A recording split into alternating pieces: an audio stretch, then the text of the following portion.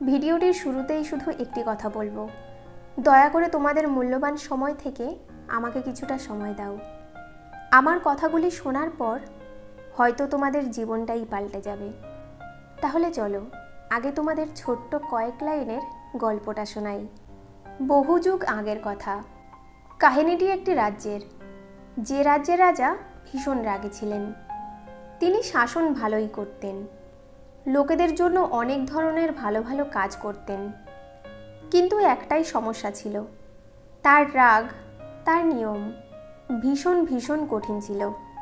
তিনি কতটা রাগ করতেন তা এই ঘটনা থেকে তার আন্দাজ লাগাতে পারবে। একবার ওই রাজ্যে এক ব্যক্তির ছোট্ট একটা ভুল হয়ে গেল এবং তার জন্য তাকে সাজা দেওয়া হলো। রাজার 10টি জংলি কুকুর দিয়ে তাকে খাওয়ানো হলো। শুধু ওই ব্যক্তি নয়, ওই রাজ্যে যদি কেউ ছোটোখাটো ভুলও করত, তাকে ওই হিংস্র 10 কুকুরের সামনে ফেলে দেওয়া হতো এবং কুকুরগুলো তাকে নির্মমভাবে কামড়ে কামড়ে হত্যা করত।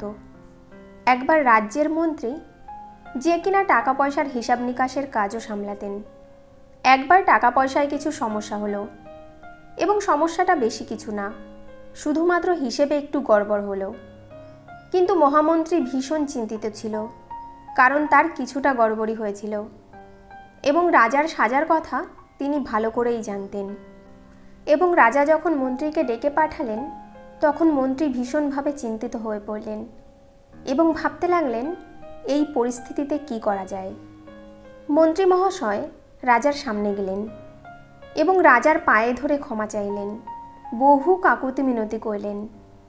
তিনি বললেন, এটাই আমার প্রথম এবং শেষ ভুল, আজকের পর আর কখনো এমন হবে না। আমি এত বছর ধরে আপনার সাথে কাজ করছি, দয়া করে আমাকে ক্ষমা করে দিন, আর কখনো হবে না।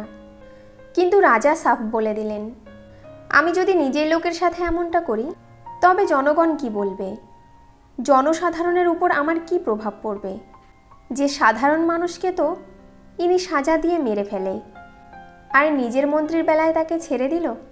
এটা আমি করতে পারবো না, তাই শাস্তি আমাকে দিতেই হবে, যাতে লোকে এটা বলতে পারে যে রাজা নিজের মানুষের ক্ষেত্রেও সমান বিচার করে থাকেন।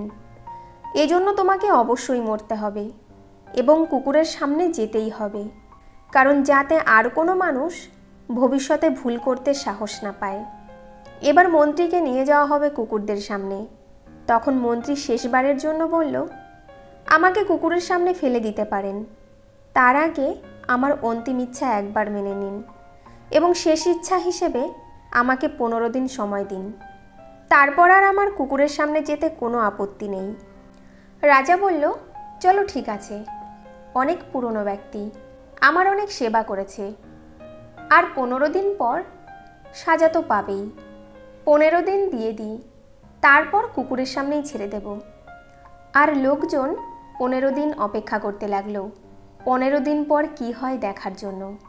এবং 15 দিন পর মহামন্ত্রীকে কুকুরদের সামনে এনে ছেড়ে দেওয়া হলো এবং সেখানে সমস্ত জনগণের সঙ্গে সঙ্গে রাজাও উপস্থিত ছিলেন। তিনি ভাবতে লাগলেন, এখন তো এর মৃত্যু নিশ্চিত, আর কোনোভাবেই সে রক্ষা পাবে না। কিন্তু সবাই আশ্চর্যচকিত রয়ে গেল। কুকুরগুলি তাকে কামড়াচ্ছে না, কেউ তার পাশে বসে রইল, কেউ জিভ দিয়ে মন্ত্রীকে চাটতে লাগলো, মন্ত্রীকে জড়িয়ে ধরতে লাগলো। সমস্ত লোক এটা দেখে অবাক হয়ে গেল। এটা কিভাবে সম্ভব? এগুলি তো জংলি কুকুর, কেন লোকটাকে কামড়াচ্ছে না? কেন তাকে এখনও মেরে ফেলল না? সেই মুহূর্তে মন্ত্রী রাজার দিকে তাকিয়ে বলল, আমি বুঝতে পেরেছি আপনার মাথায় কি চলছে। দয়া করে আমাকে যদি উপরে ডাকেন, তবে আপনার কাছে এসে সমস্ত ঘটনা খুলে বলতে পারি। রাজা রাগান্বিতভাবে মন্ত্রীকে উপরে ডাকল এবং বলল, এটা তুমি কিভাবে করলে? আমার তো কথার কোনো দামই থাকবে না। এবার বলো, কুকুর কেন তোমাকে খেলো না? মন্ত্রী বলল, যখন নিশ্চিত করা হলো আমাকে কুকুরের সামনে নিয়ে যাওয়া হবে, তখন আমি ভাবলাম জংলি কুকুর খুব ক্ষুধার্ত হয়, তাদের ভালোবাসা ও খাবারের দরকার। তাই 15 দিন চেয়ে নিলাম তাদের ভালোবাসা দেওয়ার জন্য।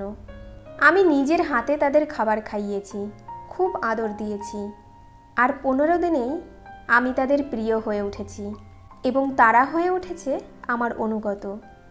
তাই তাদের সামনে আমাকে ছেড়ে দিলেও আমাকে তারা খায়নি। তখন রাজা বলল, চলো, তুমি তো নিজেকে বাঁচিয়ে নিয়েছো, এটা তো ঠিক আছে, কিন্তু আমার কথার কি হলো? আমার কথার তো কোনো মূল্যই থাকলো না।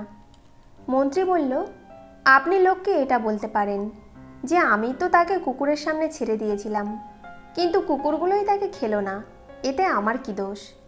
রাজা মহামন্ত্রীর দিকে তাকিয়ে হেসে ফেলল। এখন এই গল্প থেকে আমরা 3টি শিক্ষা নিতে পারি। প্রথমটি ভীষণ গুরুত্বপূর্ণ, যার থেকে আমাদের কিছু না কিছু শেখার দরকার।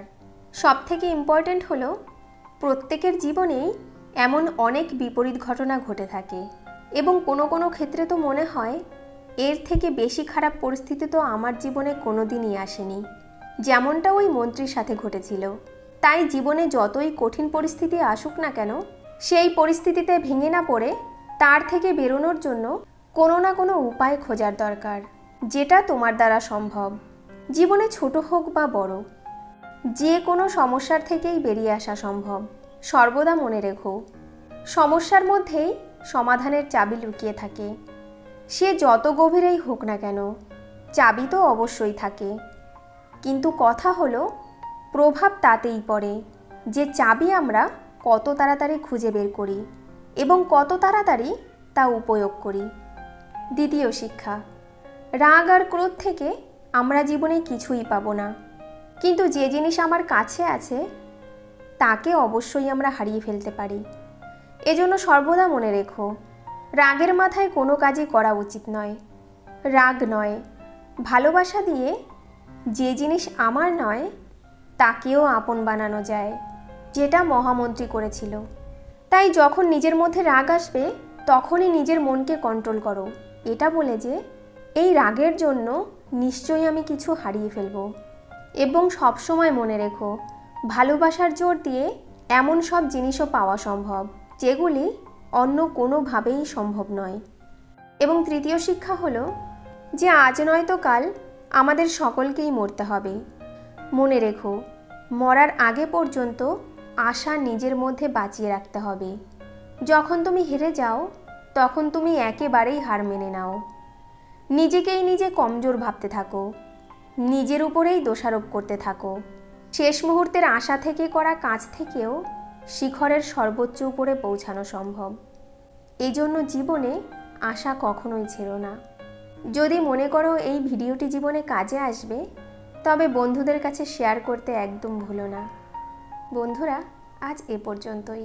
ভিডিওটি দেখার জন্য অনেক অনেক ধন্যবাদ।